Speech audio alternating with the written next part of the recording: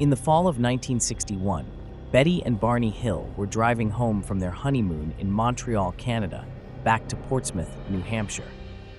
While driving through the White Mountains of New Hampshire, the couple experienced an extraterrestrial phenomenon that would launch them into the international spotlight and help shape the dialogue around future supernatural encounters. In today's episode, we will be looking into one of the best documented UFO abduction incidents in history, the mysterious case of Betty and Barney Hill.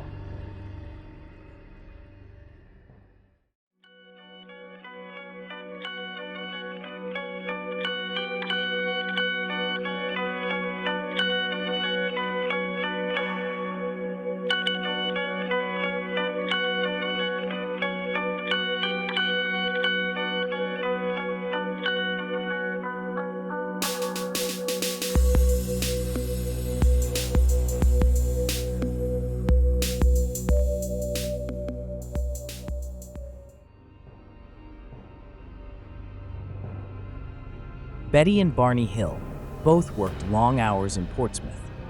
Betty was a social worker who handled child welfare cases, and Barney was a postal worker working the night shift. In addition to their full-time jobs, the couple also volunteered frequently. As an interracial couple living in a time before mixed marriages were fully accepted, the Hills were passionate about advancing the civil rights movement. After deciding to take a well-deserved break, the Hills planned a spontaneous road trip from Montreal to Niagara Falls. Though the couple had been married for 16 months, they had never been on their honeymoon and viewed this trip as the opportune time. They got in their car and impulsively left for the 3-day trip.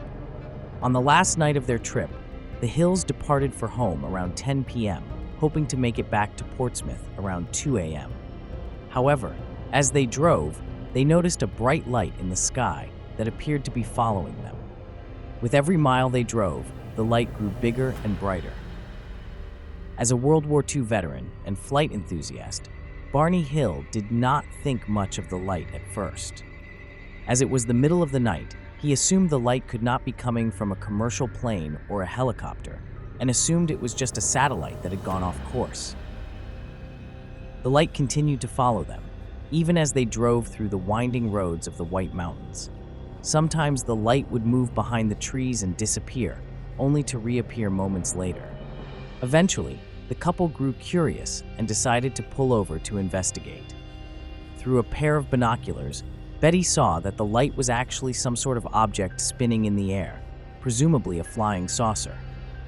Barney also grew concerned. The couple continued driving until they reached Route 3 in Lincoln, when the object hovered directly above their car. Barney abruptly stopped, got out of the car with a handgun, and saw something that was as big as a jet but as flat as a pancake. He tried to raise his pistol, but somehow found himself unable to. He quickly ran back to the car and sped off. At some point, Betty and Barney Hill heard strange beeping noises from their trunk. Feeling drowsy, the couple eventually lost consciousness. The next morning, Betty and Barney woke up in their house in Portsmouth with no recollection of the events that occurred the previous night. However, Barney's shoes had been scuffed, Betty's dress had been torn, and both of their watches had stopped working. Trying to piece together what happened, Betty spent hours in the library reading about the National Investigations Committee on Aerial Phenomena, NICAP, a civilian UFO group. She also filed a report to the Air Force, concerned about radiation. In the next couple of years, the couple suffered from disturbing dreams and anxiety. They began seeing a psychiatrist by the name of Benjamin Simon, who helped them piece together what had happened on that night. Through months of sessions and hypnosis, the couple began to recall what happened to them. According to the Hills, the UFO had landed on their car as they were speeding down the mountains and put them to sleep. Afterwards, the couple described gray beings who led them up a long ramp into the spacecraft. Once inside, the Hills were separated and individually tested. They were asked to climb on a metal table and remove their clothes, where the gray beings would pluck their hairs, take clippings from their nails, and peel off parts of their skin. Each sample was placed on something that resembled a glass slide. The gray beings also probed needles into their arms, legs, and heads. Betty recalled that one needle was even inserted into her stomach as a pregnancy test. Throughout the ordeal, Betty and Barney Hill claimed that one of the beings was the leader who was observing the process from the side. Later, alone with the leader, Betty asked where the craft had flown. Under hypnosis, she replicated the star map shown to her on the ship.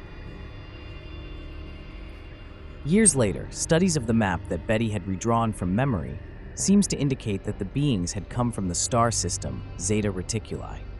Though the story of Betty and Barney Hill was not the first tale of alien abduction, theirs was the most well documented.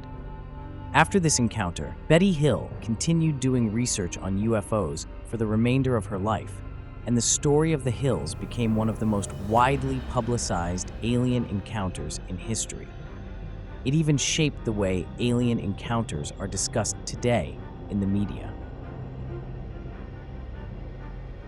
This concludes today's episode of the Paranormal Report.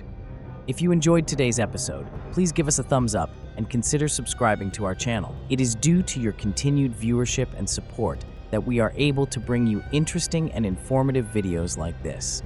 The team here at the Paranormal Report really appreciates your support.